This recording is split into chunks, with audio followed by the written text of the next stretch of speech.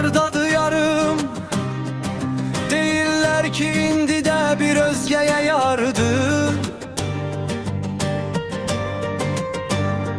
Ailə qurmuş, şən yaşayır, bir qızı bir oğlu da vardı. Heyf o sevgiden, heyf onu bizden alıp iller apardı.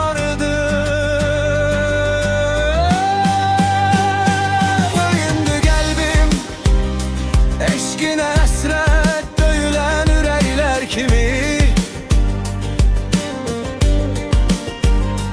Apardı yar, apardı yarı, esen küləklər kimi. Soldu bu sevgi, payız vaxtı xəzan vuran çiçəklər kimi.